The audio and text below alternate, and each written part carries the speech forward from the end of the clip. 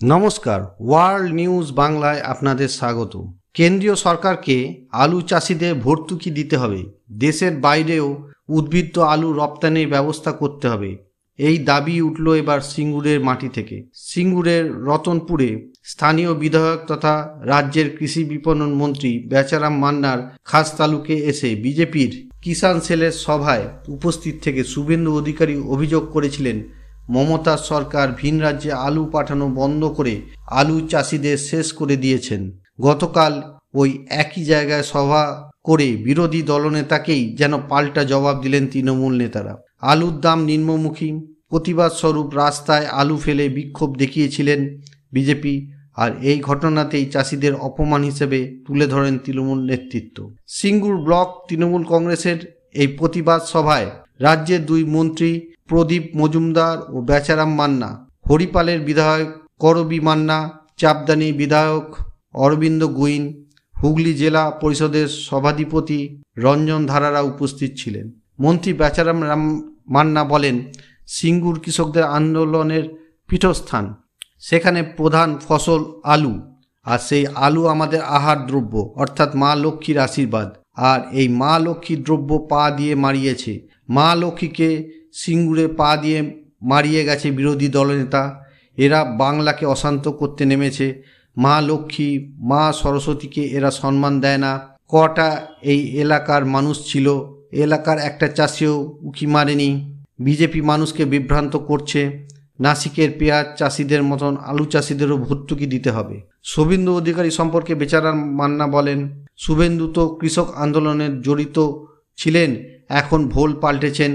শুভেন্দুর মুখ্যমন্ত্রী হওয়ার খুব শখ, ও দাদা থেকে দাদু হবে, তারপরেও যদি কোনো ওয়ার্ড থাকে সেটাও হবে, কিন্তু কোনোদিনই মুখ্যমন্ত্রী হতে পারবে না। তোমাদের এমনভাবে মাথায় রাগ উঠেছে যে পা দিয়ে মারিয়েছ, সেই পাকে গণতান্ত্রিক প্রক্রিয়ায় ভেঙে দেবে সিঙ্গুরের গণতন্ত্রপ্রিয় মানুষ। তিনি আরও বলেন, প্রকৃত কৃষক বন্ধু মমতা বিজেপি আলু নিয়ে বিভ্রান্ত ছড়াচ্ছে।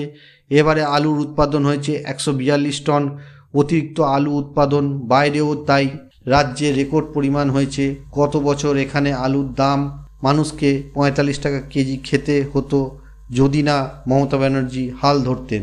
শুভেন্দুবাবু যদি এতই আলু চাষিদের উপর দরদ, তো রাসায়নিক সারের দাম কমান।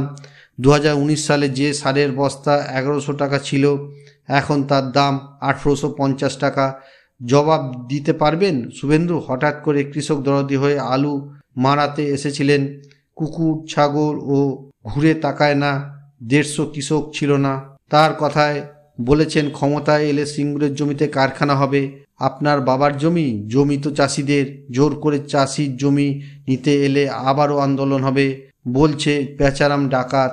আগে বলেছিল চুন সুরকির ব্যবসা করে, প্রতিবার আসে একটা করে তকমা লাগায়।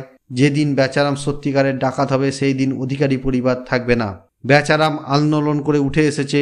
আলু ব্যবসায়ীদের বলবো, এদের প্রচারায় পা দেবেন না, বিভ্রান্ত হবেন না। মমতা বন্দ্যোপাধ্যায় আছেন, আপনাদের চিন্তা নেই। উল্লেখ্য, গত বুধবার শুভেন্দু অধিকারী একটা সার্কুলারের কপি দেখিয়ে বলেছিলেন, চলতি বছর ফেব্রুয়ারি মাসে 15 টাকা কিলো দরে আলু চাষিদের কাছ থেকে 2,20,00,000 বস্তা আলু কিনবে বলে সার্কুলার জারি করেছিল। এগ্রিকালচার মার্কেটিং ডিপার্টমেন্ট থেকে এই সার্কুলার জারি করা হয়। কে করে? এখানকার ডাকাত বেচারাম মান্না। সিঙ্গুরের বিধায়ক ও রাজ্যের কৃষি বিপণন মন্ত্রী। সাবসিডি দিয়ে কিনবে পশ্চিমবঙ্গ সরকার, লোক দেখানো কয়েক হাজার বস্তা কিনে বন্ধ করে দিয়েছে। শুভেন্দুর এই বক্তব্য নস্যাৎ করে রাজ্যের পঞ্চায়েত মন্ত্রী তথা কৃষি উপদেষ্টা প্রদীপ মজুমদার বক্তব্য, চলতি বছরের 25 ফেব্রুয়ারি সার্কুলার জারি করা হয়েছিল। 9 টাকা কেজি দরে চাষিদের কাছ থেকে আলু কেনা হবে এবং তার সময়সীমা ছিল 31শে মার্চ অবধি। এর মধ্যে যতজন চাষি পেরেছেন আলু বিক্রি করেছেন। বিরোধী দলনেতা অসত্য ভাষণ দিয়ে গেছেন। আমার কাছে যা তথ্য আছে তা হলো, দেশের মধ্যে আমরা আলু উৎপাদনে দ্বিতীয় রাজ্য। 142 টন আলু নিয়ে আমরা দ্বিতীয়। উত্তরপ্রদেশে আলু উৎপাদনে প্রথম। তারা কি করলো? আজকেও আমি খবর নিয়েছি, ওখানে হিমঘরের ভাড়া দ্বিগুণ, তৈরি আলু 10 টাকা 80 পয়সা বিক্রি হচ্ছে। আর শুভেন্দুবাবু চাষিদের অলীক স্বপ্ন দেখাচ্ছেন। ভিডিওটি ভালো লাগলে লাইক করুন, শেয়ার করুন, সাবস্ক্রাইব করুন ওয়ার্ল্ড নিউজ বাংলাকে। নমস্কার।